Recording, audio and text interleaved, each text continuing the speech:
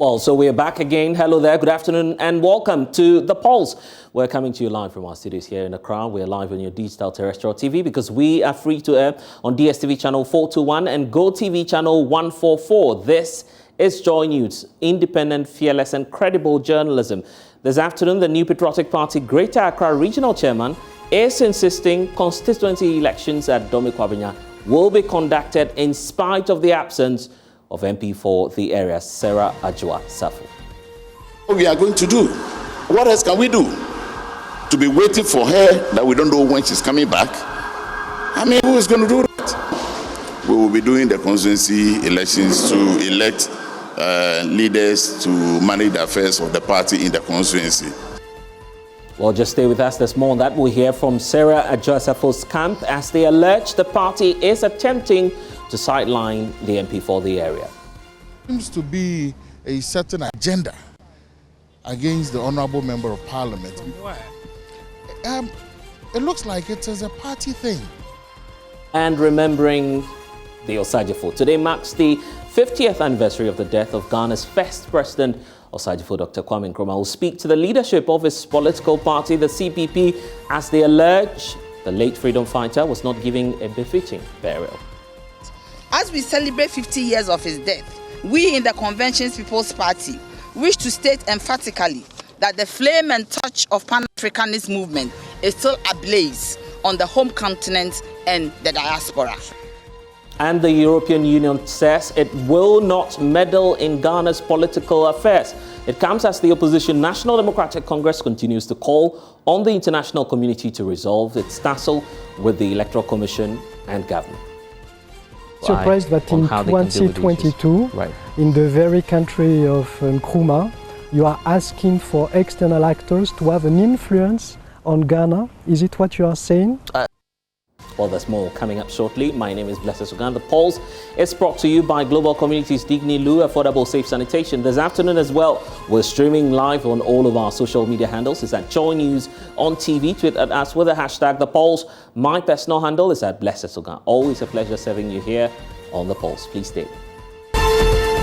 Well, so this afternoon, the new Patriotic Party in the Greater Accra region and its chairman is insisting that the constituency elections at Domi-Kwabenya will be conducted in spite of the absence of MP for the area, Sarah Adjoa Safo. The party will, in the next 24 hours, conduct constituency elections, but even before that happens, there is tension in the Domi-Kwabenya constituency as some aspirants are raising concerns about the electoral process. First off, my colleague Samuel Mbura was at the constituency. He joins us via Zoom right now with details of his findings there. So Mbura, we understand that you spoke to some aspirants, and what are their concerns generally heading into the polls in the next 24 hours? Sami, if you can hear me, I'm asking, first of all, you'd have to unmute, but I want to know the concerns of the aspirants, particularly within the Domi-Kwabenya area, as to what their concerns are going into the elections in the next 24 hours. Right, so they are raising concerns of an attempt to sideline aspirants who are reported to be connected to the current MP, Madam Adjoa Safo.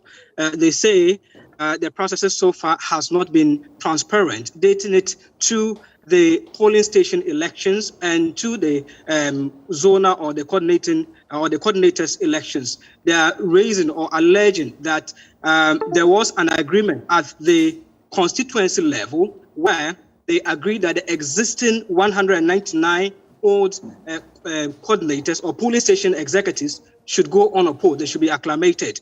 While the additional 157, there will be a contest. But this did not see the light of the day. They are claiming that aspirants that are connected to Madam Adjoa Safo were actually expunged from that particular list. And this, they say, if not addressed, will not give a fair and a credible elections within the MPP. So they have actually taken the case to court.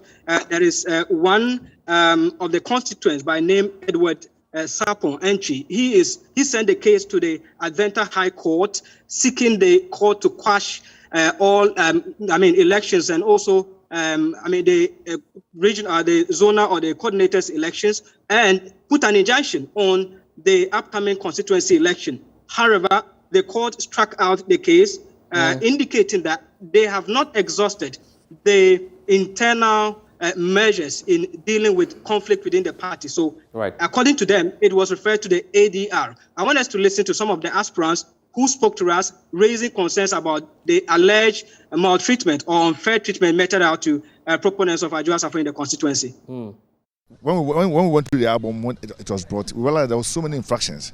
The names we brought that has been fixed in the album were taken out. The old executives that were supposed to have maintained in the album, where about 300 of them were taken out. As we speak, we have the names and then we have the polling stations that those people were supposed to have been. They were all taken out. All right. So what is your suspicion? Do you think that if you go with the current register, some of you will be, you'll be disenfranchised, or is the case that it will affect your fortunes? In fact, as we speak, the album we have currently, it is not fit for purpose. As I speak, I can show evidence here of balloon gates, Kwabena balloon gate. 10 executives who are old executives of Adwoa Safo's church, the leaders of the church, have all been taken out and replaced with new people. It's evident, it's here. Those people perceived to vote for us have been taken away from the album. So, in fact, all blames must go to the committee. And if you have to blame somebody, it should be the chairman, the committee chairman. According to him, it was not deliberate. But we've been able to push and push and push. We trust leadership. We trust regional executive committee. We trust national executive committee. And our party, we deal with the rule of law. In fact, our concerns are always heard. That's the hope we have now. That our concerns will be heard. Yes. And finally, Domi Kwabena is always in the news. It's not as if there are dissidents in Domi Kwabena. That's not a reason. In fact, our image is sometimes painted wrongly outside. We beg of you that Domi Kwabena is peaceful. Everybody is fine. But we want the right things to be done, especially to achieve fairness. Also, the NPP Greater Accra Regional Chairperson, Divine Agomi, insists that the constituency elections at Domi Kwabena will be conducted in spite of the absence of Sarah Adwoa Safo. I just told you a while ago that in determining the dates for the elections, the input or the interest of the member of parliament to us is major. We try to engage them to understand or to get from them the date that will also suit them. We try to consider all this. So you are not here. So we take a decision, okay, we are going to go this way. Then you come tomorrow, you say, oh, you would have wished it's like this or not. You see, you are creating problems for us. Your people would be expecting that you represent them. It's a political party that put you in parliament. Is that not it? You're on our ticket. So we expect that you would be playing your role in managing the party also in the constituency as a member of parliament, that they voted for you. I hope you understand. And you are not there. So who will be doing this work? So will you proceed to conduct the election without the parliament? Basically, that is what we are going to do. What else can we do? To be waiting for her that we don't know when she's coming back? Who is going to do that? So there are other issues that we are also considering. But for now, we will be doing the constituency elections to elect leaders to manage the affairs of the party in the constituency. Other issues will be considered later. Well, so we do know that Sarah Adwoa Safo's aide has been responding to the claims, indicating as well that there is an agenda within the NPP against the Member of Parliament. Listen. And for us, all that we are asking for is for the right things to be done. We all have agreed that this is the way we are going to put together the album. What we are asking is for that to be respected and for the right things to be done. But it looks like there seems to be a certain agenda against the Honorable Member of Parliament. From where? It looks like it is a party thing, because it will interest you to know that since these issues started, we have made several calls. Call every person related to this issue in the party as far as the elections is concerned. Nobody is willing and ready to listen to us and what we have to say. It is as if their minds are made up that we want to get rid of Adwoa-Safo. Is your boss coming for the elections if it will be conducted? The elections is, I don't know, but my colleague just informed me that they have been told that the elections is this weekend. Even as of yesterday or the day before, we didn't know when the elections was going to be conducted. Only to be told this morning that the elections is going to be done on Sunday. Those going for the elections, the album was given to them just yesterday, sometime around 3 p.m. or so, if I'm not mistaken. So you ask yourself, that what is it that the party wants to achieve on the path they have chosen to tread as far as this election in Dome-Kwabenya is concerned?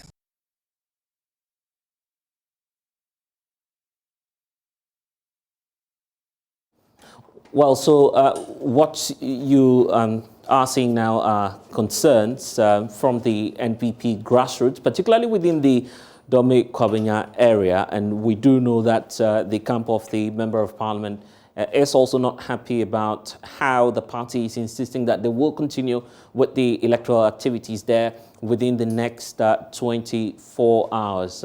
Definitely, we'll be monitoring all of those developments for you here on JoyNews, which is definitely going to be bringing you some coverage on that. But let's get exactly what the situation is and whether or not the NPP will still go ahead with the activities as planned tomorrow. Joining us in studio now is the Dome-Kwabenya Constituency Secretary, who is Theophilus Labi, who's joining us right here in the studio. Thank you, sir, and welcome to the polls. Thank you. It appears that your constituency is coming under the spotlight, particularly for the wrong reasons. Yes. Yeah, precisely. And how do you feel about the developments within your area?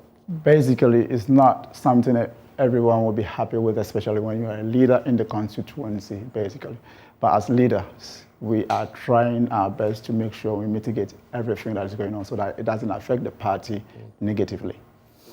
Give us a sense of how the nomination process was done within the Dome-Kwabenya area. Was it fair? Because the concern out there is that you have a certain agenda, and just as we've heard from the aide of the Member of Parliament, it appears that there is an agenda, as he's claiming, against persons who are aligned with the MP. That is the main reason why I'm here today, to just set up that notion that there's a problem of people maligning people who are aligned to the MP. That is not the case. It is always normal for aspirants who are looking forward to contest a subsequent elections that a committee putting in place, the outcome doesn't meet their expectation.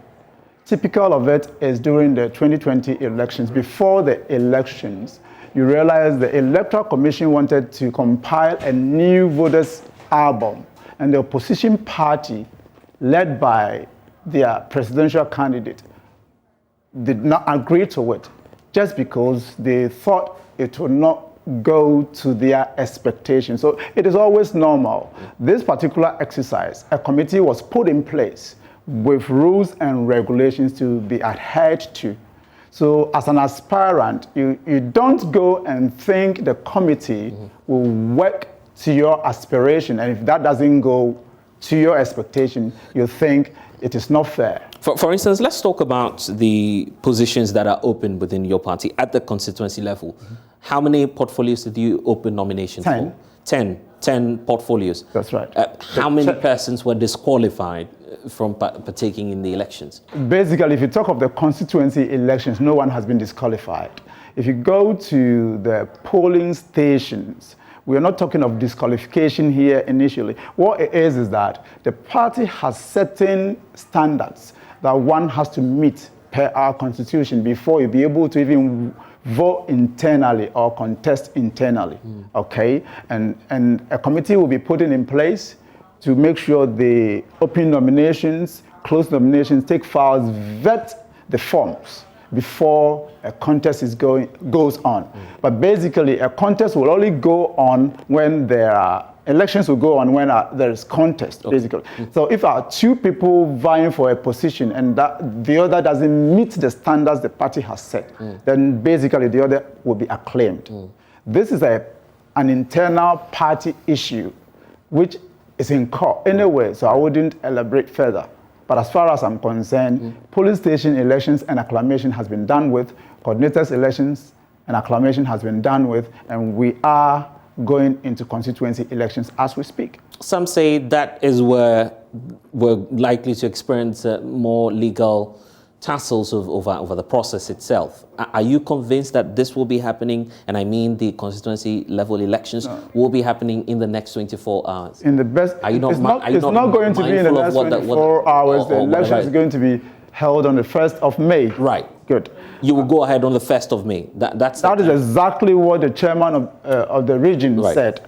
What it is that in the wisdom of the party hierarchy, they knew that definitely some people will not be happy with the process because it will not go to their aspiration. So they've put in place mechanism to mitigate all these differences. Exactly. And they have a committee in place that if you're not happy with, you report to them and they'll take care of your the situation which you're not happy with. So that has been done, and we expect everyone who is not happy to go through the internal conflict resolution mechanism before you even go to court. Right.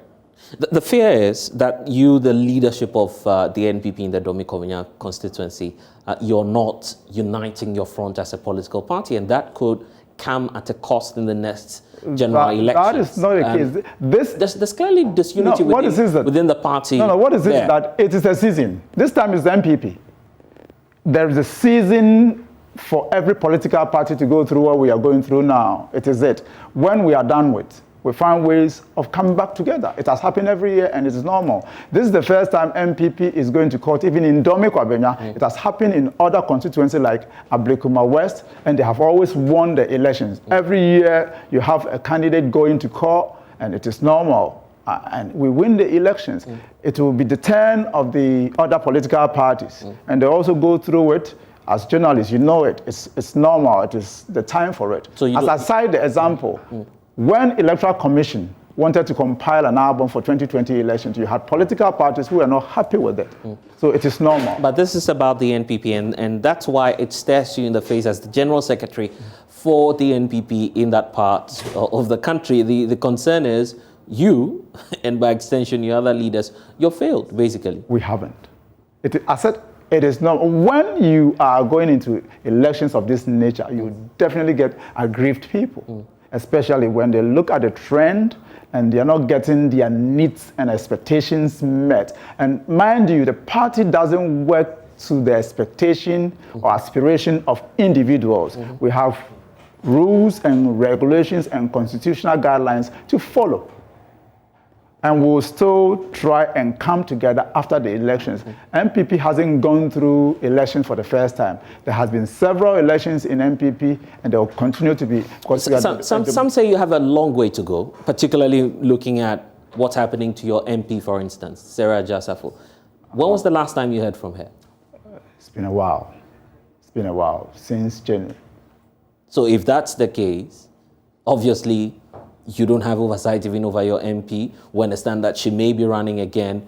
That's something that we are all on the lookout for, looking at how that may disrupt or ruffle the as leaders of the party in the constituency, what we should be worried about is the constituents. Are we satisfying them for what they voted for? So if the MP is not there, the constituency shouldn't come to a halt. We should make sure that the developmental projects they are craving for should be gotten in the constituency. The belief is all of this is happening because of their absence.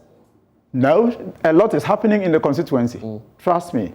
If you talk, Domi-Kovinya is the largest constituency in the country. Look at the number of registered voters we have, and we have very poor roads, and we've mentioned it to the government. And if you come to the constituency now, a lot of road network being touched, and it continues. We are having our fair share of the year of roads. You have the largest police accommodation in the constituency, which is about 85% completed. And a lot of, if you look at the East Municipal Hospital, it's a big health facility there. So we are getting what we deserve, and we'll continue to push with or without. Obviously, Tio, you're saying this because you belong to the NPP. That's but right. we don't expect that you say anything else. Right. But the point is... And I can only belong to the NPP. Yeah, but the point is your MP is also derailing that effort.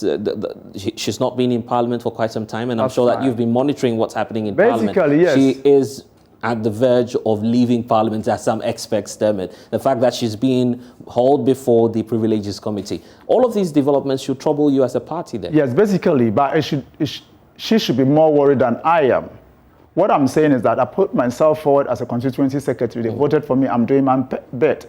Other executives are doing their bit. What we are saying is that the effect that is having on the constituency now, I don't know, I can't say it is minimal. Fine, go to the parliament. Asafo's absence is not That's what I'll say, because we are being heard by the government, the central government, because the development that we need in the constituency is being taken care of. So if the MP doesn't go to Parliament, it's another game altogether. If she leaves Parliament, that will definitely mean a by-election. Are you ready? Do you Domeko Abenya has always been the that stronghold of MPP, and I tell you, we're going to do everything in the books to make sure we retain that seat. Some say you may not survive the next elections in terms of the parliamentary seat. No, we will. And we'll even do with greater margin. What we are saying is by the fault of others, wise men correct their own. We know what we're going through, bringing about the hang parliament. So we know what we have done in terms of survey and research, and we'll correct our wrongs. We're talking about the constituency level primaries. You are a general secretary, the constituency secretary. Yes. Are you running for office again? Yes, I am. I am running. What are your chances there? I'm not going to say anything here, but I'm winning. How do you know that for sure? I am winning. This is my third term. I've been 2-term constituency secretary, and I know what I've been doing for the people. And they have that trust and faith in me. Well, the rumor out there is that you're not in good terms with the member of parliament, and that may be the situation, general situation across the rank and file of the party. Some of your executives equally don't get in touch with the MP. What's the relationship like between yourself and then the member of parliament? A very good working relationship.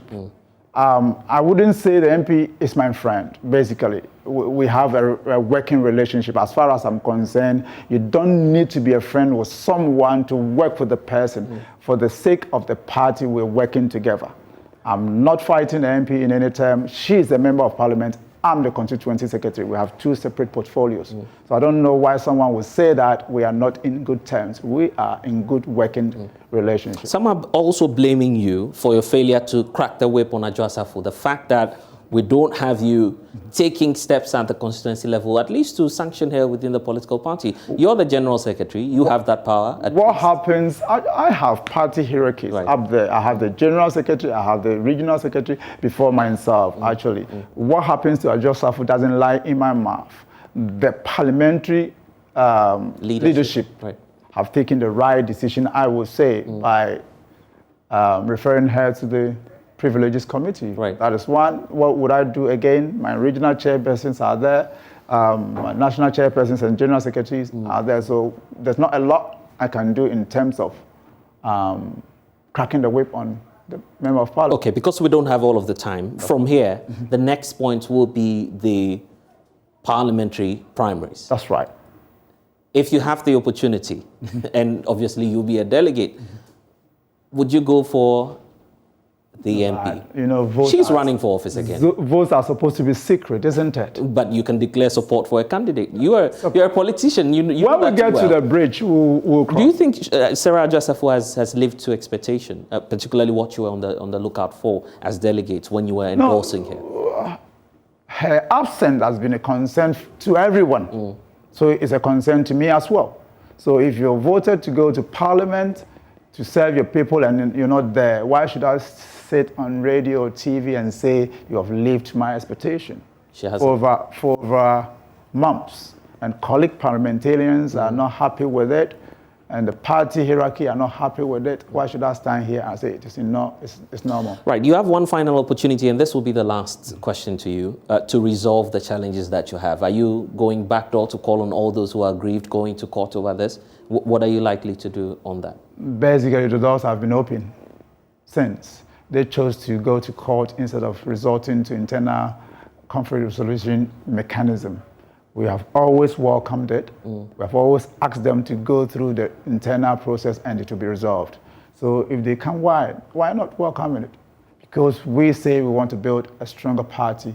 It is with them that will build a party. All hands on deck. So everyone in the party is important, whether you hold a position or not. You are important to the party, so we all have to come together. So if you have a problem, speak to the right channel. They've already gone ahead of you, and some of these people have gone to the regional leadership. You've seen that? I am not privy to that. I'm not privy to that. Right. But you'll not be surprised if you hear some of these complaints at the national headquarters and then the regional party level. As far as I am concerned, my enquiries shows that has not happened. My enquiries indicate that has not happened. So, because we have a committee in place, the ADL, led by Honorable Cecilia Ablan-Dapar. Right. She's leading that. That's right. Okay. And no one from our constituency has been to her to resolve this issue. All these issues must be addressed to her. Well, give us clarity on that. So what the NPP has done this time round is that all those who have grievances and concerns about the process. Election. What are they supposed to do? They're supposed to petition the ADO, which is led by the Honorable Cecilia Ablan-Dapar, and the expectations will be so met. Okay. And if it is not to your satisfaction, then you have the right to go to court, probably. But we all expect that if it goes to her, all things will be resolved. So you're saying that did not happen at the polling station level and the recent elections that was level, you didn't experience that? No. But how come these people are heading straight to court? And have you engaged them? I'm sure that their concerns have come to you generally. I mean, before heading to court, they may have spoken to you about their concerns. So much about this because it's in court. Yeah, but you're shying away from the critical issue about engaging you on that. They went to court, two courts, the Kwabena Circuit Court and Adenta High Court. Okay. And the case has been struck out of Adenta High Court on, I think, Monday, due to their failure to use the internal mechanism to resolve the issue.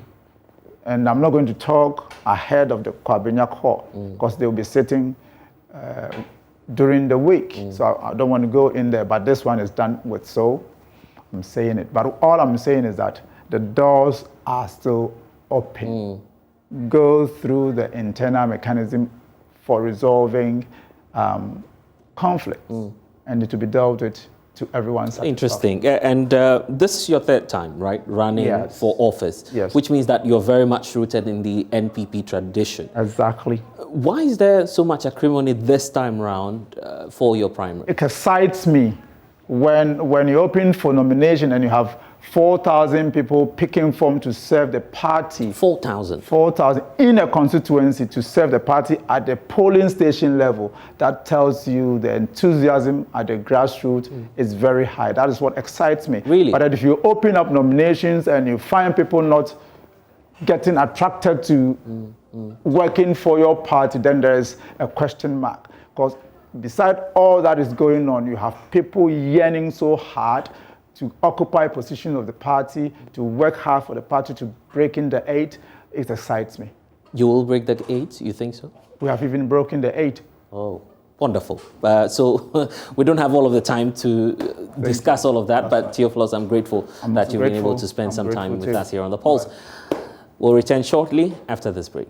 Please. And you're welcome back to The Pulse. Now, the Convention People's Party this afternoon is alleging that Ghana's first president, Dr. Kwame Nkrumah, was not giving a befitting burial. Hence, the party has decided to organize a new burial for the late freedom fighter. General Secretary of the party, Nana Jantua, made this revelation whilst addressing the media at the Kwame Nkrumah Mausoleum to commemorate the 50 years of his demise.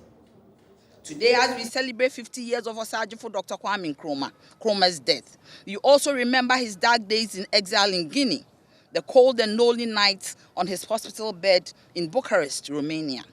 God only knows what was going on through his mind. Perhaps his wonder was, am I going to get a befitting burial when the Lord calls me? A befitting burial he did not get. A restless soul which needs to rest is the bane of Osajifo Dr. Kwame Nkrumah. It is on this premise that the Convention's People's Party and like-minded people in the diaspora on the African continent would organize a befitting funeral for Osajifo Dr. Kwame Nkrumah, the first president of the Republic of Ghana and the doyen of Pan-Africanist movement in the world. Yes, a man with an indelible legacy who was misunderstood during his time. This event will take place in November 2022, and in no time, the Convention's People's Party will bring out the timetable of activities that will culminate into the actual funeral and also inaugurate a funeral committee in June. Well, the Convention People's Party is also demanding government return assets seized from Dr. Nkrumah during his overthrow in 1966. They insist those assets were acquired through the contributions of party faithful.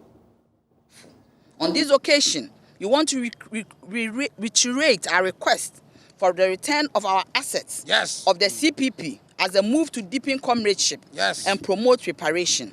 Your Excellency, it will be worthwhile to return to us the Information Ministry building and the Ghana Fire Service headquarters, among many others. Your Excellency, we hope you will oblige us this request. Let us all at the CPP imbibe the tenets of democracy, rule of law, freedom and justice, while resisting the rule of the oppressor. There you have it. Today marks the 50th anniversary of the death of Osajifo Dr. Kwame Nkrumah. At that time of his death, obviously, he was in exile after his overthrow in 1966. His political party is also, as we do know, celebrating his achievements on this day. Joining us now via Zoom is Head of Politics and in charge of such issues at the Convention People's Party, Kwame Janta. He's joining us live via Zoom. Thank you so much, sir, for your time. So here we are today. Your party is making some demands. First of all, let's start with the controversy surrounding the burial of Dr. Kwame Nkrumah. Why is the party resurrecting an age-old matter, a matter which many believe has been settled? Really, good afternoon, and I'm the Political Affairs Chairman. Why do you say it's been settled? Because we don't think Nkrumah has had a befitting funeral. Look at the number of times he was buried, from Conakry to Nkrofo and to where he's buried now. Somebody should tell me whether we had a befitting burial for the man. Nkrumah is no mean person.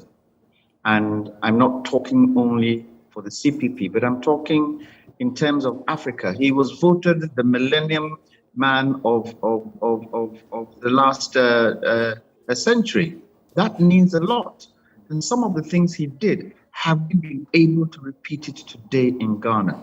50 years on, have we progressed?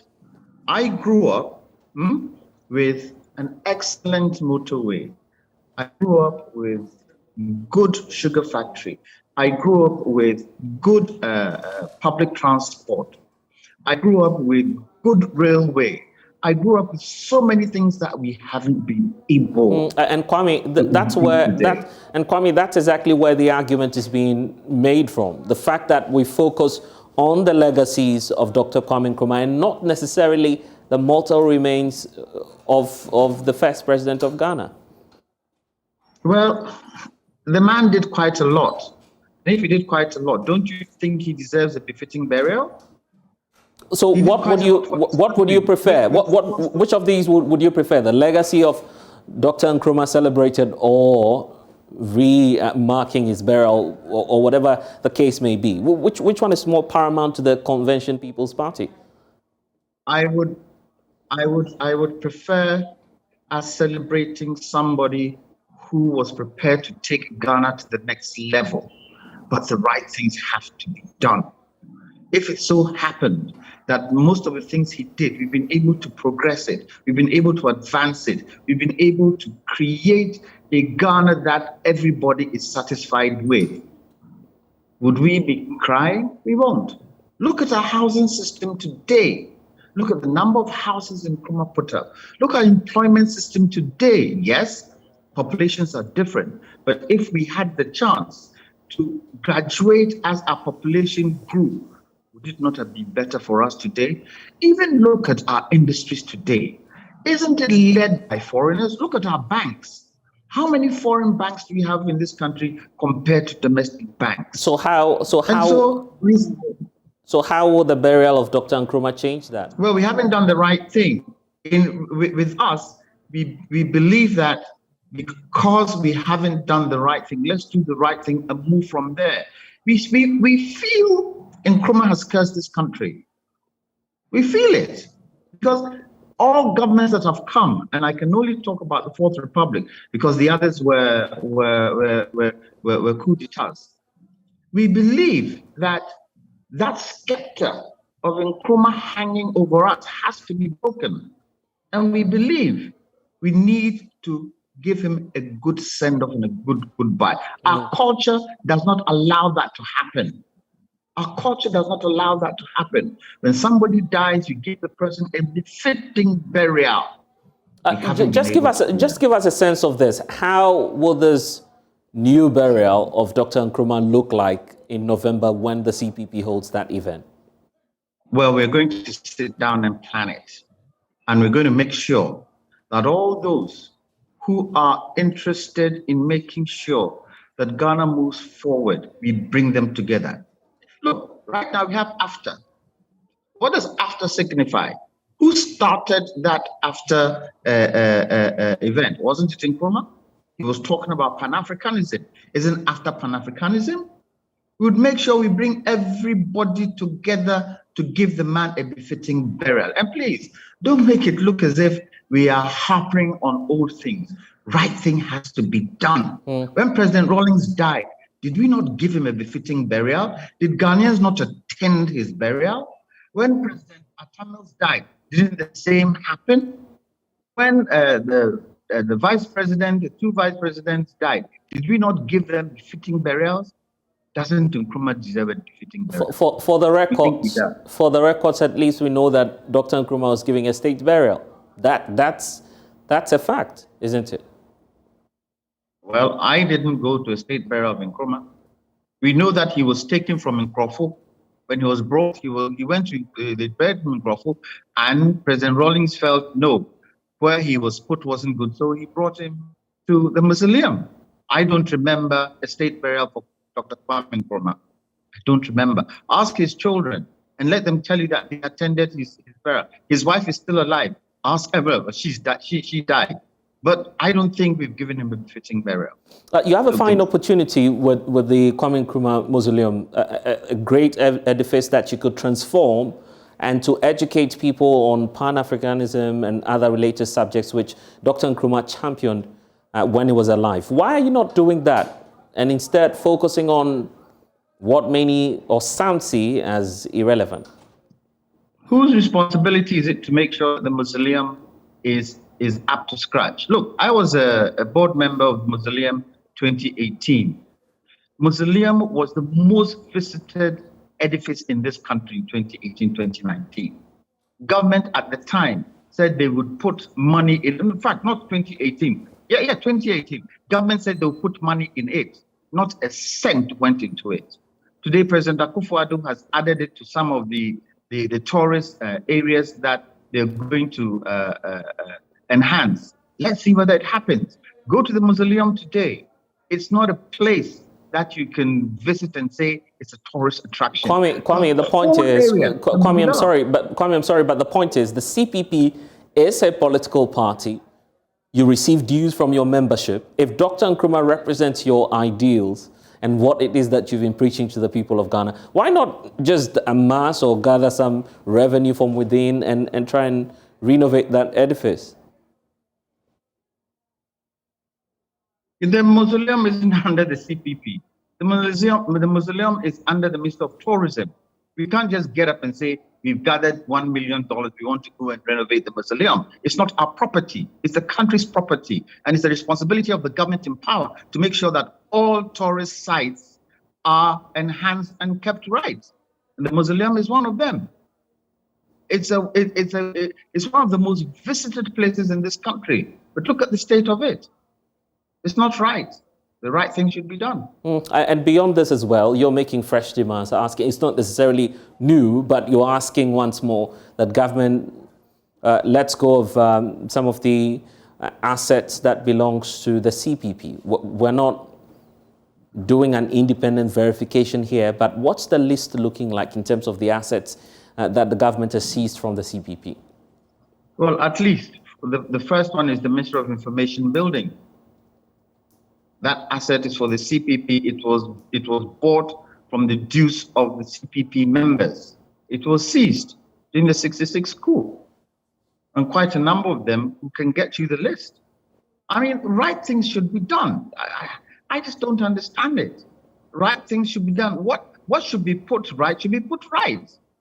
And I don't see why an infrastructure that is for a political party, you seize it and you add it to government buildings when it's not government buildings, when it wasn't bought by government. That is wrong. It is wrong. The right thing should be done. Have you spoken to the relevant officers and the ministries in charge of this? I said we have tried. We tried during President Mahama's time. He promised he will return CPP's assets to them. Never happened. Never happened. It's not as if we haven't tried. Professor Akusa was even part of the team that visited him. I was part of the team that visited him. He promised that it would be returned. Nothing has been returned till date. And that is wrong.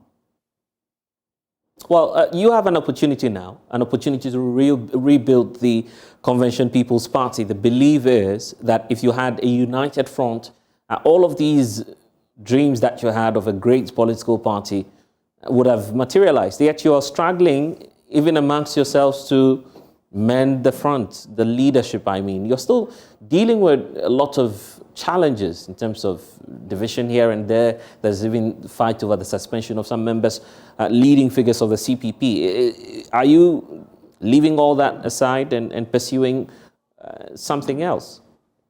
How can we leave that aside? It's part and parcel of the challenges we're going through. And if you want me to talk about it, how can a political party be ruled by a constitution? A constitution of this country is the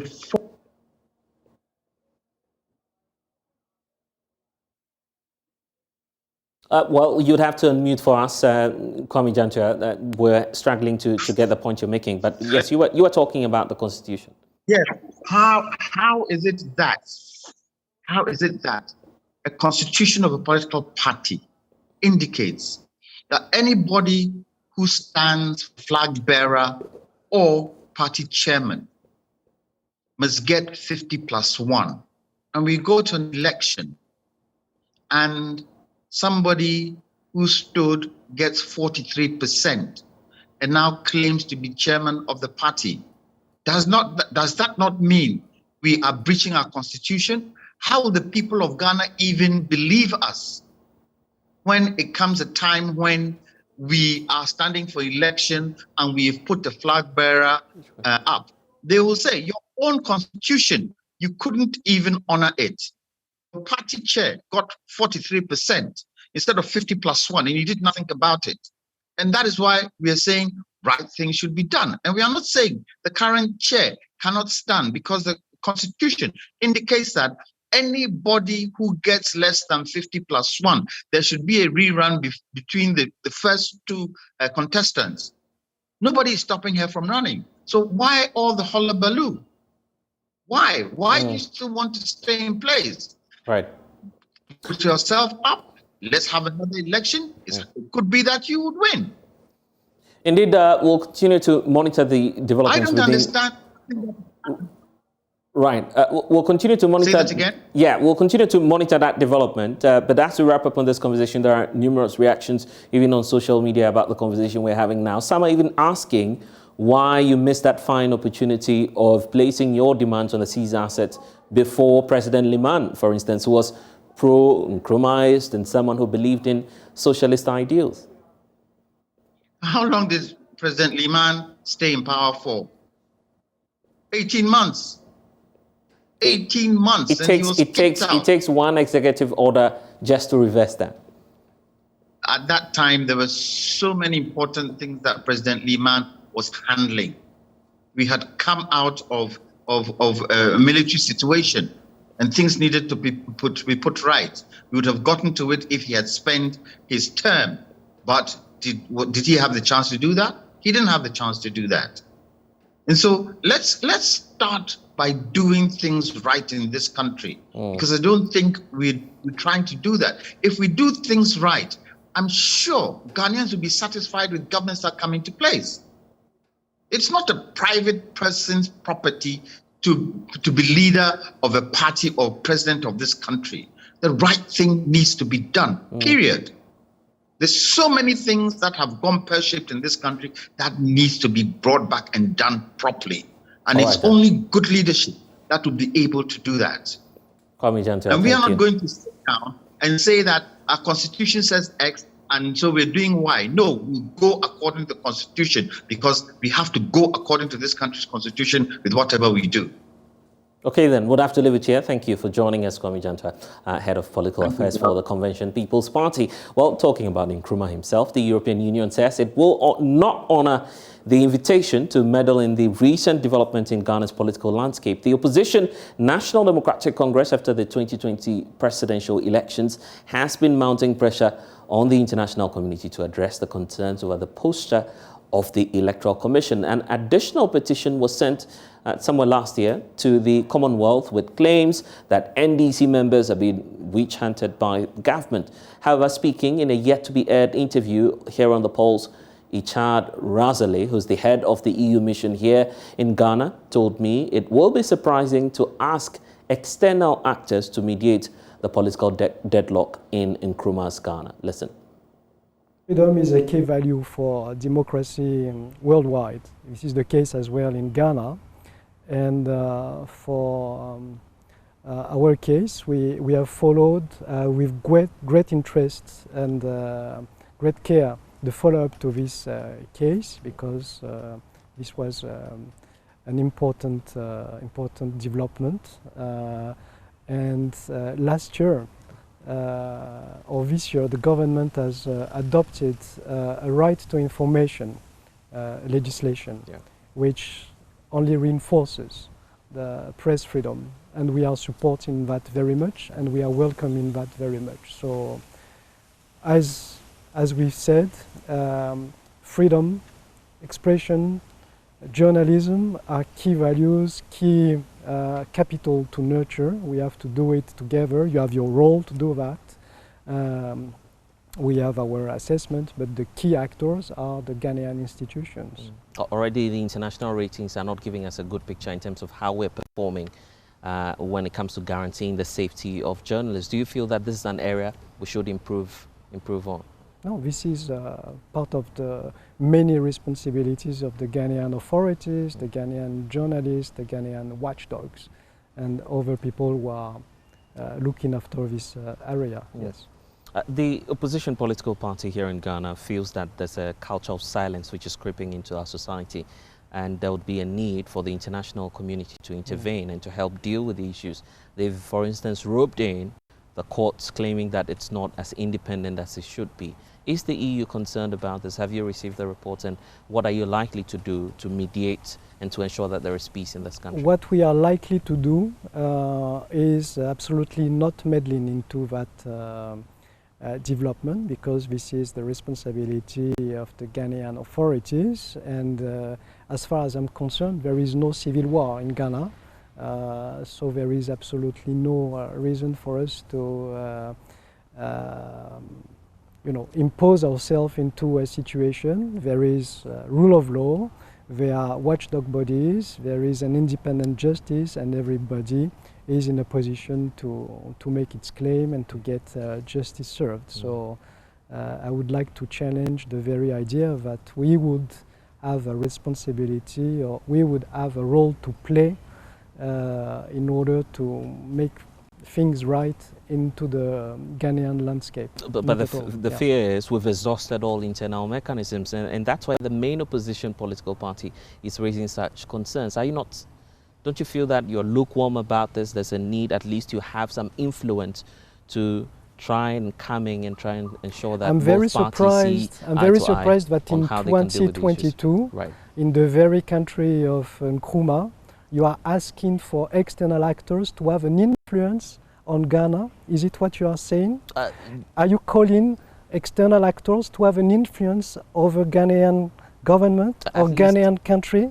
This is what mediation is what we need. If the opposition political party had an option, I don't believe this is a serious discussion. They wouldn't have resorted to the international community. No. I don't believe in international intervention into a sovereign country's affair. The fear is we may go the path of other countries in the sub-region if you don't come in to at least speak to all the powers that be. We'll see how it develops. But well, the full interview will air on the polls next Monday. Do make a date. Well, we need to talk about this as well. A group of eco-conscious citizens is asking the Ghana Police Service to enforce the laws on noise making. Section 296 of the Criminal Offences Act 29 states that there should be no noise between 8 p.m. and 6 a.m. Now, it is up to the noisemakers to have their premises soundproofed so they don't inflict their noise on others. However, ever since its passage, the group argues that this piece of legislation is yet to be strictly enforced. As today marks the International Noise Awareness Day, the group is reminding the Ghana Police Service of the need to crack the whip.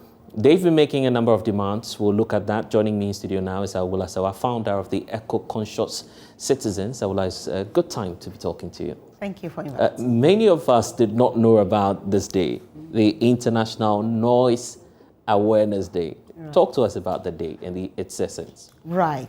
Every last Thursday of April, it's a yearly event which started since the late 1990s. There's a focus on noise pollution and looking at solutions to noise pollution. Other countries have their enforcement agencies working, but sadly, that's not really happening as it should be in Ghana. So we thought that was a good idea to mark the day. Right. And incidentally, we also have the Eco-Conscious Citizens Day of Action Against Noise Pollution, okay, where we try to encourage the authorities, the municipal assemblies, the Environmental Protection Agency, and the police, who all have a mandate to deal with noise pollution. But a lot of the time, it's like a game of ping pong. Right. And what is important to note is that noise pollution is not just an inconvenience, it actually damages our health. And today we had a focus group meeting at Christ Apostolic Church at La Central. And we had an excellent doctor, Dr. Tremanteng Amwa, who took time to come, and he spoke to us about the harmful effects of noise pollution, sustained noise. And he talked about the fact that it's not only our hearing, which is bad enough because hearing is a very important sense we should have. But in addition to hearing loss, it can also cause diabetes, it can cause high blood pressure, it can lead to strokes, and so many other things. So I was saying that then why don't the doctors ever focus on noise pollution? So at least for today, we had the very good doctor talk to us explaining all of that to you. And it was in a church. And we know that when we talk about noise pollution, we have religious organizations, we have event centers, we have drinking spots, and we have these vehicles that are mounted with loudspeakers going up and down, selling a variety of goods for promotions. And of course, we have the baller taxis, depending on where you live, who play a very loud, irritating tune for out da da da da da da da da. It could really give me a mental breakdown. But very often when the conversation comes up, it's arguable, isn't it? And what's noise to you may not necessarily be noise to someone else. How do we find that fine balance, the standard, as to what noise should be? Right. Okay, when we talk about noise, right now we are making noise talking. We're talking about a certain level. So the EPA, Environmental Protection Level, has set up decibel levels for day and night. But then the bylaws are very clear. When you are making noise, it shouldn't go beyond the confines of your premises. So we are speaking now. Somebody shouldn't hear us down the road. Because if you're doing that, then you are inflicting your noise on somebody else. You're playing music. Play it for yourself. It's noise pollution where your neighbors are hearing you. Because it's tantamount to going to somebody's house and saying you must listen to this record. You can't do that. He may be writing a paper, he may be preparing for something. You can't force somebody to listen to your music. So to answer your question, noise is when it's going outside the confines of your property. And of course, we also need to know that the Criminal Offences Act, Act 29, is quite clear that there should be no noise at all between 8 p.m. and 6 a.m. And I must confess that not many people, well, I can't speak for many, let me say, I'm not aware of this. I'm now discovering that after I engaged your group. So when you say 8 p.m. and 6 p.m., what it means is that you cannot play sound above a certain decibel, right? In fact, I said no noise at all, so we shouldn't hear you. So we shouldn't hear you. That's what it's supposed to be. Yeah, they shouldn't hear you. And you are supposed to, if you're making noise and the police were to come around, you are supposed to provide the evidence that shows that you are able to make noise. So what is very interesting is when the doctor came, he made it clear that the 8 to 6 were not plucked out of the air. He explained that the body needs time to rest. And it's during those hours. Of course, we know people work at day, people work at night, but you need a space of time when the body can put all the hormones and things back in place. And when you don't allow the body to have the time to rest, that's when things are pear-shaped. And that's when you can get all sorts of illnesses. So in fact, the pastor of the church, Christ Apostolic Church, where we had the meeting, actually said that when people come, they've got diabetes, high blood pressure. Sometimes people might think it's the devil. It's nothing to do with the devil. Maybe the excessive noise they've been exposed to is what is causing this. And when you go to a lot of places, you see the powerful loudspeakers. It's a health hazard. You shouldn't have them. Well, let's be frank on this conversation. The point is, if the police were to enforce this order, a lot of people would have been in jail by now, or perhaps. Well, you know, when you're enforcing fines, orders, right? It doesn't necessarily have to be jail. Right. You go once, you speak to the person, you give them a caution. Because the noise is almost everywhere Yeah, but you see, that's why I'm saying that you it's a pandemic. Right. We're all talking about the coronavirus, but another pandemic is the noise. It is a pandemic. Lots of people have hearing problems. We hear about young people going. People have got at a very, in fact, we've heard of 2 people. One has had to have open heart surgery. Another person actually died because noise pollution can kill. So you're absolutely right that we tend to be noisy and take it for granted that, oh, we are noisy people. But actually, it's not just against the law, but it's actually damaging our health. And I think if more people knew that it was a damage to their health, they would stop. I mean, if you know it's damaging your child, are you going to allow that to happen? And if you notice, that's why, for example, the Walkmans and things, they were trying to make it that it couldn't go beyond a certain level, because they do know the effects excessive noise has on our health. So what we are saying is that more doctors need to speak up and speak out and let people know that you are damaging your health. Interesting points you're making there, but one of the challenges, I assume, for the Ghana Police Service is cracking the whip on religious organizations and groupings. There is what you know in Christendom. I'm a Christian as well. Evangelism. You have people setting up their speakers along the roads and all of that, and they go about preaching and all of that.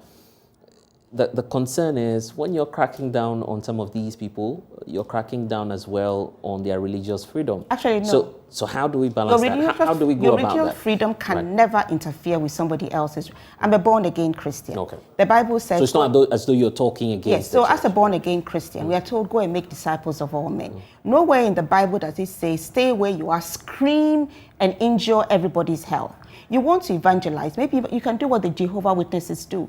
You go and engage with people, you knock on their doors, you have a conversation with them, you get to know them. Just setting up and putting up a loudspeaker and damaging everybody's health is unscriptural. There's nowhere in the Bible that it asks you to do so. In any case, in biblical times, I don't know, I didn't have loudspeakers. Okay. When John the Baptist was in the wilderness, he didn't have loudspeakers. People came to him, and then he preached and so on and so forth. So I am standing today to say that actually show me the part in the Bible where it says, makes so much noise that you are not only disobeying the law, because the Bible says, give unto Caesar what is Caesar. So as Christians, we must be law-abiding. But nowhere in the Bible does it say injure people's health by making excessive noise. The doctors will confirm, and we had a doctor today saying that excessive noise injures and damages our health. So yes, your religious freedom ends where it's going to interfere with somebody else's freedom. The Constitution guarantees us peace and quiet in the comfort of our home. Your home is the only place where you are king. So why should somebody else's noise be interfering? Look at the cycle. In some areas, about 4:30 a.m., you might have the Muslim call for worship. Even in Saudi Arabia, they are asking people to and even use WhatsApp and other means of calling for prayers. And in the UK, where people are, there are Muslims there. You never hear the call for worship. There's nowhere in the Quran where it says you must put a loudspeaker to the building and wake up non-Muslims and Muslim. Then you have the dawn preachers who come and make excessive noise. Whether they are charlatans, whether they're Christians, only God knows. Sometimes when I hear what they are saying, I'm not even sure they're Christians, but it's not for me to judge. Then you have the baller taxis. It's a relay. Then you have the baller taxi. Da, da, da, da, da, da, da.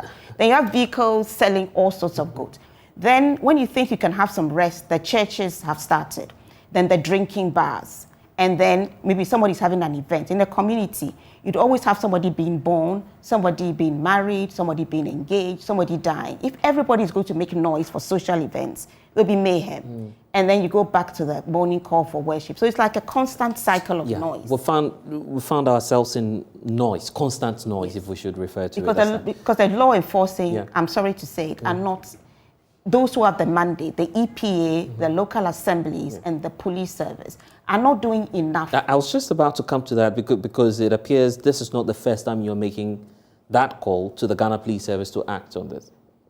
Well, what is very interesting is that last year when we had the Day of Action Against Noise Pollution, lots of people have been writing, WhatsApping us about noise pollution. So we say use that day to make complaints at the police station. A lot of the police stations refuse to take the complaints. They would say, oh, go to the EPA, go to the municipal assemblies. So only those who are very assertive could say that actually I can come to you because it's a criminal offense and you have a mandate to investigate and deal with criminal offenses. We had the same experience. We went to our police, the nearest police station, which is La Badi police station. And until we were very assertive and got a senior officer, the person at the front desk didn't want to take the complaint. So you had to be assertive and say it is a criminal offense. So in fact, last year we met with the IGP, not the present one. And he said, look, during their training, they know that they are trained and it's brought to their attention that noise pollution is a criminal offense. We do understand that when there's a robbery taking place, the robbery should have priority. Everybody understands that. But the police also need to have the understanding that it's a criminal offense. And when complaints are made, they don't have to say A made the complaint, B made the complaint, and open the person up to threats of violence by the noisemaker. But they can go there and say, sorry, your volume is too high, it's going outside your confines, or it's 8:30, there's supposed to be no noise at all, and please, turn off everything. If they need to, remove the loudspeakers and seize them. You don't have to prosecute him at this stage, but when the person is, what shall I say, recalcitrant, that's when you may need to take... And as we wrap up on this conversation, obviously there's a need for collaboration. This shouldn't just be about law enforcement. Personal responsibility as well should come to play. Why someone watching us will be asking, why do I need to cut down on the noise, and why do I need to collaborate with the eco-conscious citizens in achieving what it is that you need to cut down on the noise because you are damaging health. I mean, if you're a Christian, love your neighbor as yourself. If you want to damage your own health, that is your prerogative. But you have absolutely no right, and it doesn't show brotherly love to go and damage somebody else's health. Apart from damaging the person's health, you don't know what they're doing. They could be writing a very serious paper. They could be learning for an exam. They could have a headache. What rights do you have to inflict your noise on somebody else? So personal responsibility. You want to have a party? Yes, go ahead, have a party, but keep the noise down. You have a spinner, educate the spinner so that he keeps the sound levels low. And somebody in Timbuktu need not hear you when you are having your event. We'll have to leave it there. Wulasewa is the founder of the Eco-Conscious Citizens. We're grateful that you're joining us today on the World Noise Awareness Day. Many of you did not know about that, but we also need to bring to your attention other issues happening. The Chief Executive Officer of the American Tower Corporation, Ghana, that's Yaya Inusa, has challenged parents to encourage their girls to take up careers in information and communications technology. According to him, it is about time parents had attitudinal change and refrained from preventing their girls from venturing into science and ICT. JoyNews' Mausi Numon has the rest of the story. As part of preparations towards this year's International Girls in ICT Day celebration, American Tower Corporation Ghana, ATC, in collaboration with the Ministry of Communications and Digitalization, is training a number of young girls in ICT. Speaking at the event, Chief Executive Officer of the American Tower Corporation Ghana, Yahaya Inusa, explained the need for girls to take up ICT programs. Advice to parents is to make sure that they treat all kids equally, and to move away from the preconception that the ladies are supposed to be in the kitchen while the boys are supposed to be in the front. And these are all, archaic mentality that we need to move away from. So I would advise parents to treat their kids all equally, because every child has the potential to be whoever they want to be. We have seen ladies today that have grown up to become astronomic engineers in science, and that can also happen with our ladies here in Ghana. Some of the girls who shared their experiences and expectations with JoyNews indicated their readiness to take advantage of the program. What motivates me to this program is my school is a mixed school, and then whatever that comes to the school, assuming there is a program for students to participate, it always goes to the boys and not the ladies. But the child coordinator keeps on motivating me that ladies can do it, ladies can do it. My expectations here are to know the experiences that the prominent women went through, to be at their place, so that I can also be at their place. And I know I can, because I believe in myself, and I know I will. Like, I didn't know anything about ICT. So when the opportunity came, I was glad, and then I told my head that I would join, and then they brought me this far. I joined and I did my best, and I'm brought this far. So after this program, I'm going to improve like my weakness in science, so that I can become an engineer. From the training that they are training us, I'll be able to get more interest into that and at least work with them. I'll be able to discover more things that I think my fellow friends, that's mostly the guys, because I think most of my friends, the guys, don't know about this. So me getting this education and training will at least help me to improve in my career. International Girls in ICT Day is set aside to motivate young girls and empower them to consider careers in the growing field of ICT. This year's celebration falls on April 28. Mausi Numan's report for JoyNews. And after close to 3 decades since its inception, the trophy of the National Science and Maths Quiz has rotated just among 11 senior high schools. But this year, there's a campaign by other schools to break into the club of winners. Like Prempeh College did to win the 2021 edition, the schools are exposing second-year students to boost their chances of winning the competition. Manuel Cranting reports from Sunyani.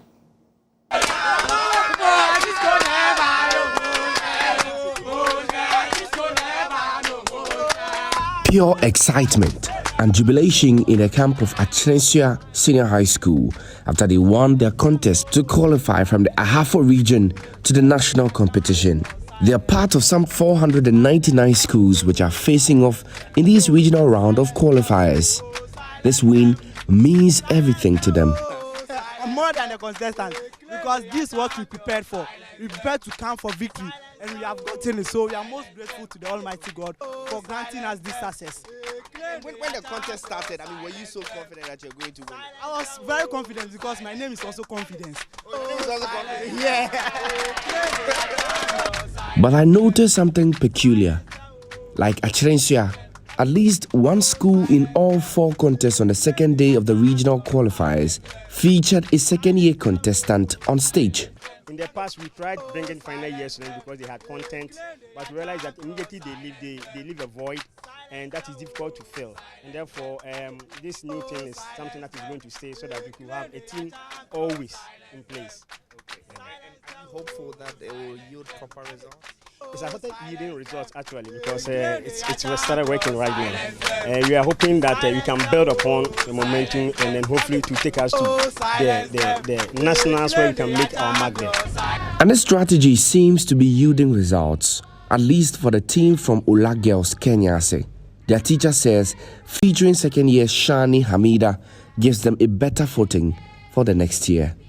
It took us a short while to prepare them, and we are looking forward to get ample time to prepare them before the. Do you have any Form 2s here, second years? We have a number of them, and even we featured one, and she did marvelously well. But we came to realize that in the past years we used to stick to only the first years because we thought they were students that had covered a lot. But we realized that the first years and the second years were also to be given the opportunity to explore so that they'll get the experience and exposure. That is one of the reasons why we decided to include a number of the second years, and this girl has proven a point here. Even though there were other schools that were not exactly successful with the experiment, they are excited about the future, like in the case of Jimfi Kumanini SHS. Our second year of contesting. Last year we came with 2 third years, ill prepared, but at least we had a point. So this year we decided to start from the scratch by using second years. So with this idea, we still have the chance of coming next year. We've done less topics so far, but at least we could see the change, the stage experiences they've gathered so far will help us through next year. So by next year, just watch out for us. Jemfikumani will definitely come strong. Evidence of the impact of featuring second years in a quiz abound, with the most recent example being Eden Obing from the Prempeh College team that won the 2021 edition. But it waits to be seen whether this emerging strategy adopted by the schools will be the key to better performances. Manuel Cranting, JoyNews, Sunyani. Now, government says it has commenced processes to make affordable housing projects truly affordable for the ordinary Ghanaian. According to the Minister for Works and Housing, it has started engagement with some cement factories to sell their product at cheaper price to support the project that will be rolled out. Francis Asensubachi is optimistic the partnership will help reduce the housing deficit. Michael Ashale has the rest of the story. According to the 2020 population and housing census, more than 12% of the total structures counted were vacant, although the national housing deficit reduced by 10%. Meanwhile, the cost of housing has skyrocketed over the last few years owing to major components like the cement. The Minister for Works and Housing, Francis Asensubachi, believes pegging the price of cement at a negotiated level will minimize the cost of constructing more affordable housing units. Now, one critical component as far as house construction cost is concerned is cement, and that's why you are a key player. So we are about to roll out an affordable housing program, and we think that it is important that we engage with you, the key cement manufacturing companies, so that we can strike a deal for you to provide some sort of special discounted cement for all housing programs or projects that the ministry will designate or classify as affordable housing projects. He also challenged cement manufacturing companies to explore options to increase the local sourcing of raw materials. The invasion of Ukraine by Iraq also has its own effect on the price of cement and other building materials. So no one should tell us that it is important that we have to look within as far as building materials are concerned. And as a key player in the production of building materials, we want to encourage you to work with our local research institutions. Meanwhile, cement manufacturers say they are faced with many challenges. Financial controller with Diamond Cement, Nandigopal Venkatesh, noted the unfair competition is crippling their business. But we are operating only with 50% of that capacity because of the competition and other factors in the country. We are not able to complete the 100% capacity. At least even 70-80% also we will not be able to reach because of the competition in the country. So, you know, the number of companies are coming up more with the Chinese and other things. So then the competition is too high in the market. That is why we are not able to compete in the market. GASM says although it is making efforts to locally source almost all its raw materials, it may not be able to stop the importation of clinker, a vital component in the making of cement. Here is CEO of GASM, Stefano Gallini. We have in the last years gradually increased our exposure to local content and diminishing the exposure to imported raw materials. Unfortunately, some of them still must be imported, but they are, in our case, much less than before. We are even studying some new areas where we can eventually have some qualitative raw materials that we can utilize for our production.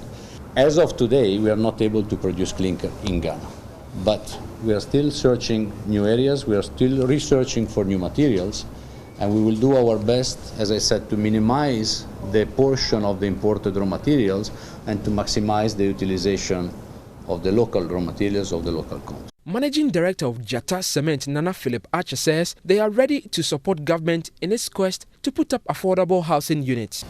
If anything at all, I think our commitment is more to making sure that we align with government policy to make sure that housing in this country becomes affordable. Now, we have already started, and for us, we will go every length to make sure we partner this country and then ensure that at the end of the day, the vision by this country will fit into our vision as well in making sure that cement product become affordable. Francis Asenso-Boachi says the proposal to construct more affordable housing units is being considered by the Finance Ministry. For JoyNews, Michael Ashale, Accra. And now the upsurge in the price of liquefied petroleum gas LPG has led to an increase in demand for charcoal as an alternative for cooking. The continuous campaign against deforestation and the free distribution of gas cylinders reduced the preference for charcoal as a source of cooking for fuel in households. Prince Apia, however, reports that people are returning to the use of charcoal and wood fuel. Madam Gifty is about to cook. She's opting to use charcoal because she can't afford to fill her gas cylinder. According to her, a bag of charcoal is cheaper and lasts longer than the gas. So the bidena na ko say gas see away we filling see how when you 1.6 1.7 na what you been filling bidena so dey meto tobo akusi one man na metin use more than. The gas is too expensive. Now you have to pay 160 or 70 cedis, and it doesn't last. Ukraine, you see the gas no boy a dia my cemento. You see Ophelia so na the nasa. The rise and instability in the prices of LPG is a worry to consumers. My gas is finished, so I have to use the charcoal. The Forestry Commission says the surge in the demand for charcoal is a clear depletion of the vegetation cover. Augustine Kofi Jedu is the Ashanti Regional Manager. Those who are illegally burning charcoal here and there, we want to caution them that it's not every tree that is supposed to be cut to burn charcoal. Yes, so they need to obtain permit from the nearest forest office before they do that. A lot of families, households have turned to charcoal production, and that one is also affecting the environment. So in 2015, government distributed 50,000 free cylinders to rural communities in Ghana.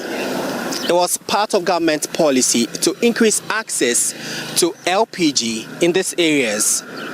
But the rising cost of LPG in recent times is affecting the demand.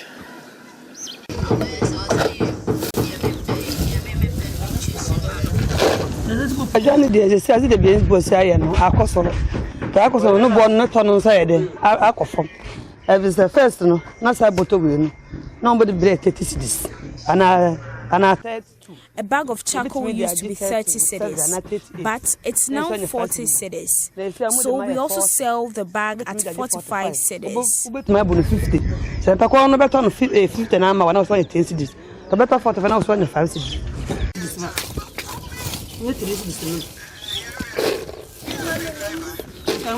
Say chin 1 city.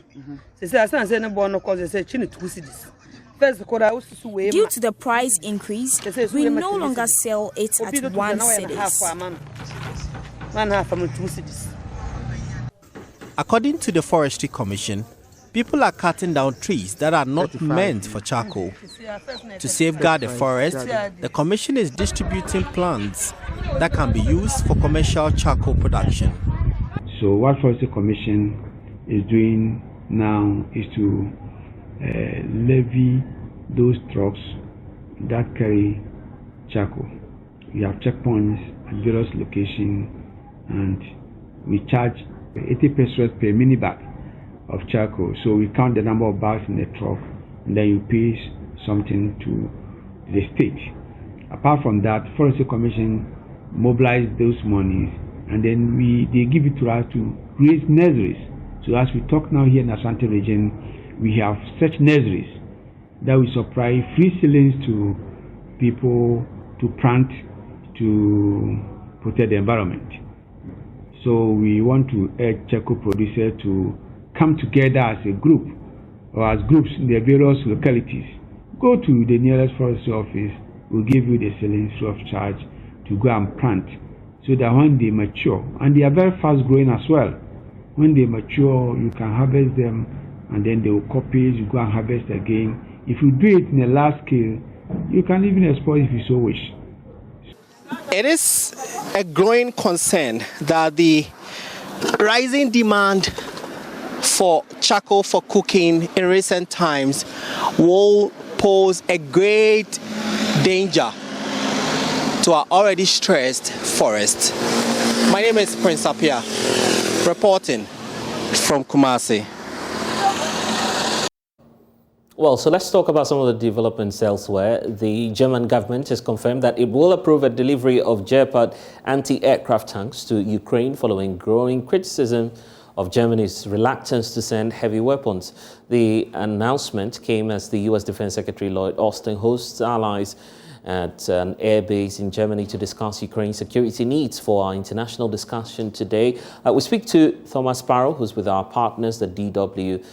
Thomas, why has Germany actually failed or had difficulties in approving the delivery of the heavy weapons to Ukraine? There were practical reasons, for example, that Germany didn't have enough weapons from its own stocks to send to Ukraine, or that Ukrainian official soldiers would need specific training to use those heavy weapons. But there were also questions that went beyond those practical elements. Germany believed that by sending heavy weapons to Ukraine, a bigger war could be more probable in Europe, and Germany and NATO should not be a party to this war. But those issues were met by very strong, growing criticism towards Germany, towards Germany's leadership, and as such, German authorities only this week announced that they would be sending those anti-aircraft tanks to Ukraine. That, however, has not stopped or quelled all the criticism towards Germany. It is expected that Germany will still continue to face pressure when it comes to its support towards Ukraine. Well, give us some clarity on this. How is this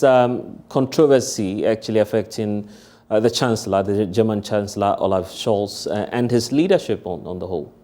This has certainly affected the leadership and, above all, the credibility of the German Chancellor, who has only been in office since December. He has been seen as a rather reluctant leader, one who has waited too long to join his allies in, for example, sending heavy weapons to Ukraine. And he has also been criticized for not communicating clearly enough what his government's goals are in this war. But there are others who have supported Scholz for his calm style of leadership in times of crisis, and who have stressed that he also inherited plenty of problematic issues from previous German chancellors. We're also getting indications as well that Russia has decided to shut off gas to 2 EU nations. We know of Poland and then Bulgaria as well. How significant is this development? It is very significant indeed, and as such, there is obviously growing concern in Europe, but not only in specific countries, also here in Germany, for example, that Russia could be using energy as a leverage, as blackmail when it comes to the current war in Ukraine. And as such, European officials, in particular European Union or European Commission leader Ursula von der Leyen, have already announced that there will be a coordinated European response to deal with this issue. From a German perspective, what German leaders have been trying to do is prepare for such an eventuality for a long time now, for a few weeks, trying to reduce Germany's dependence on Russian energy, in particular on Russian gas, but also on Russian coal and Russian oil. And it's important, obviously, to stress that Germany's economy minister and vice chancellor Robert Habeck was, for example, only recently in Poland, trying to find solidarity there, trying to find a common approach when it comes to these deliveries and trying, obviously, to diversify. It's very important from a German perspective. Germany has a large dependence on Russian energy, a dependence that it's been trying to reduce very quickly, or at least as quickly as possible, since the war in Ukraine began. Well, Thomas Barrow with our partners Deutsche Welle, I'm grateful. When we return, we'll bring you some updates here on the wall, here on the polls in terms of sports and entertainment as well. Please stay.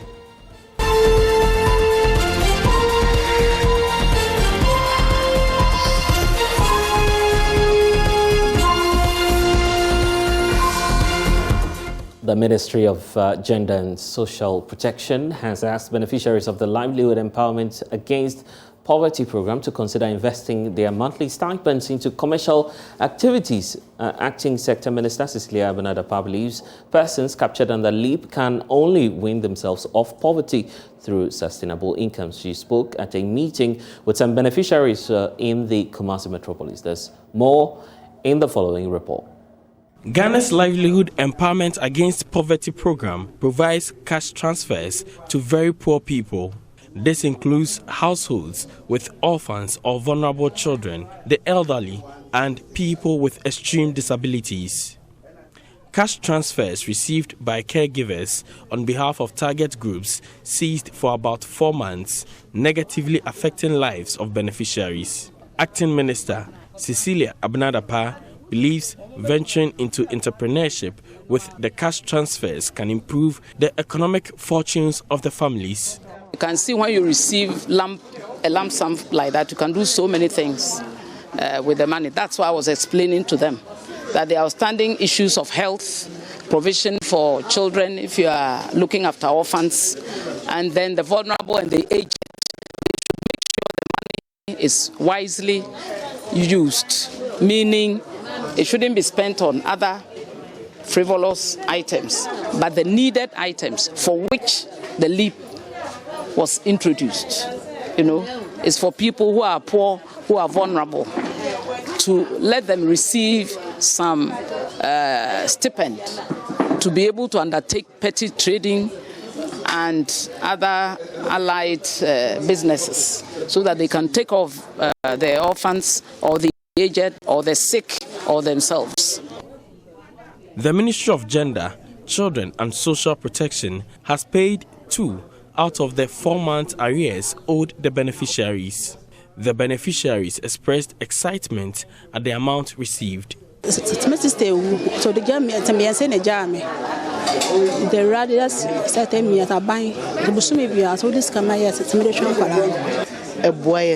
Nti di ode ba omo bi ba so a omo hwe de ye e de maye kama bibia totoye ya damu asinya mi nhiramu na adwuma na nya nkoso obi anya bi we say say mo ababuaye sanya mo a na mi kan say bi anka na mi nidi mo ba ye medidi nti nya nkopon nhiramu na obi anya bi.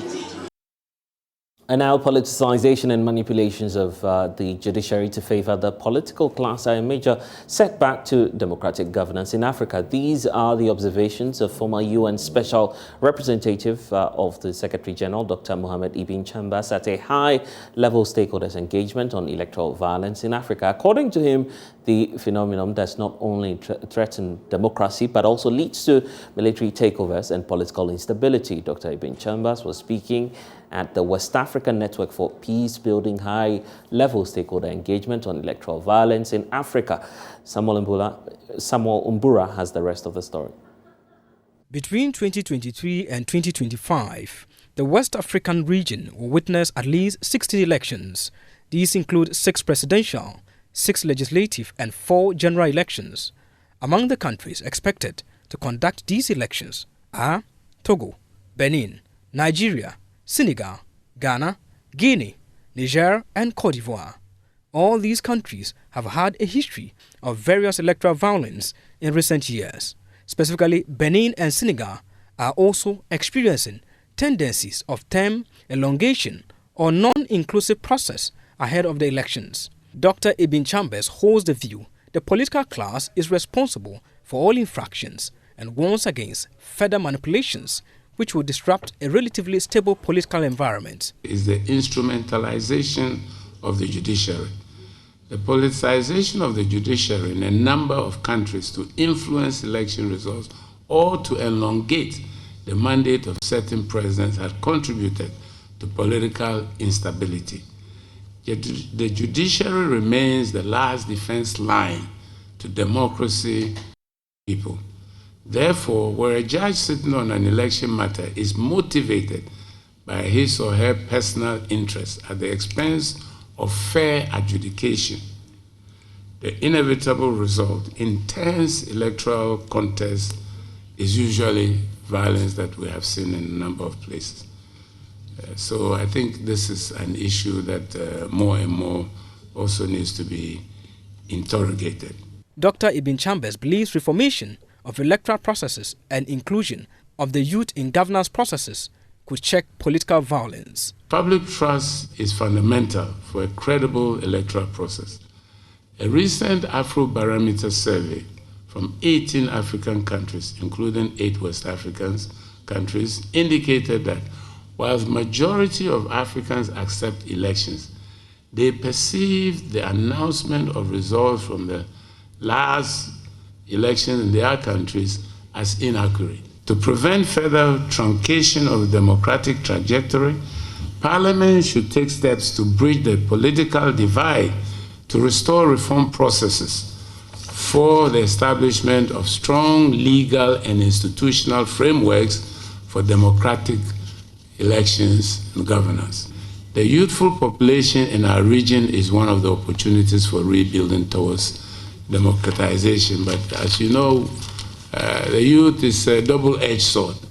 We have to harness the youth for good purpose, because if we don't, it can also be the instruments to be used for violence and disruption of the process. Director of Elections at the Electoral Commission of Ghana, Dr. Sribo Kweko, says the public mistrust for electoral management bodies is orchestrated by stakeholders involved in the election process. He called for collective efforts to address the challenge. I would say it is the stakeholders. Though they themselves will tap your back when they win. When they lose, it's a different ballgame. So the issue is the stakeholders themselves should tell the people what they know and appreciate. Because, like I said, we have moved since 92 to this date. So if we are still doubting the processes, then when are we going to believe in the system? So to me personally, I don't think that we are not doing well. We are doing well, but people should appreciate that this is how the system works, and they should follow how the system works. What is the Electoral Commission of Ghana doing to ensure that you build public trust in your activities? It's an issue of about continuous education and engagement. So we continue to engage people, we continue to improve on our education. I think that's what we can do.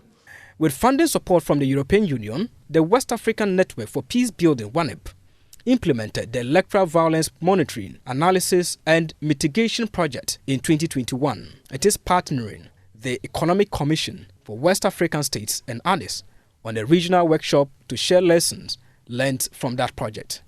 Samuel Mbura's report for JoyNews, Accra.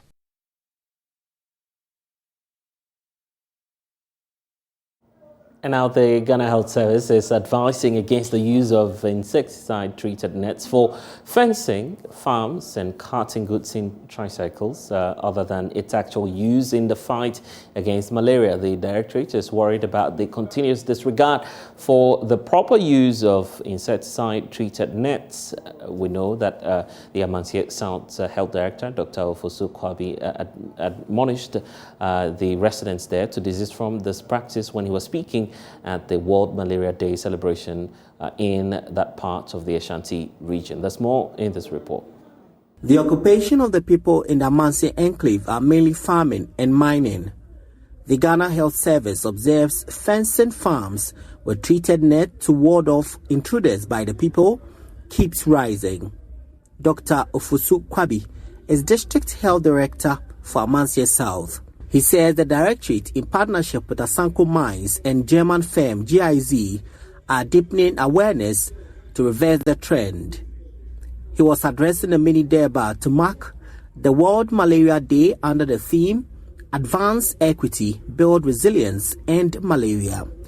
The net that we are giving, it is obvious that when they take the net, some people don't use the net. You find some people who use it to fence their gardens. Even some use it to cover their load from the farm. So the net we are distributing, but as to the usage is a problem. So now you have the platform. What are you saying about it? We encourage the people, in as much as they take the net, they have to use it, and it will help. Over 2,000 pupils within the Amansie South District received free insecticide-treated nets to combat malaria. Ahmed Mohadini Yahya is Acting General Manager for Asanko Gold Ghana. Ladies and gentlemen, what is Asanko doing this year, 2022?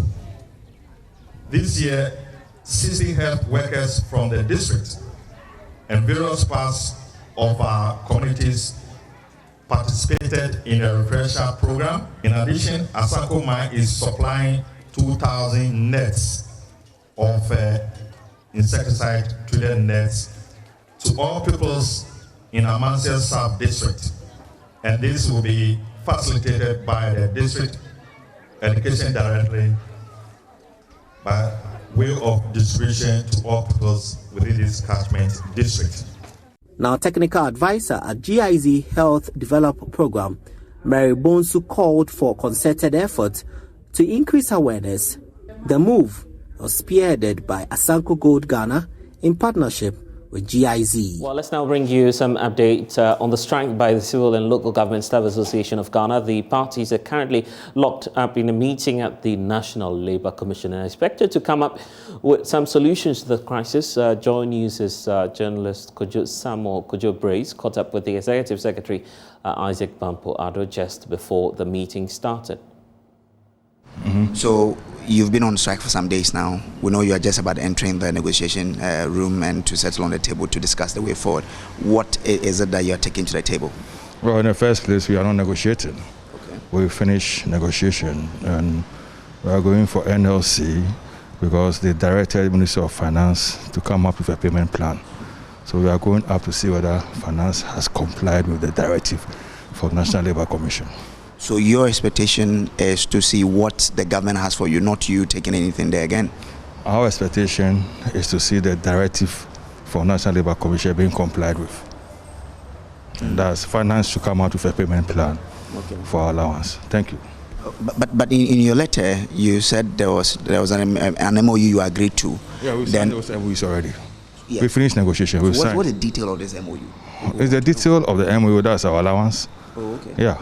So the allowance is what is entailed in this MOU? Exactly. Nothing more, nothing less. Yeah.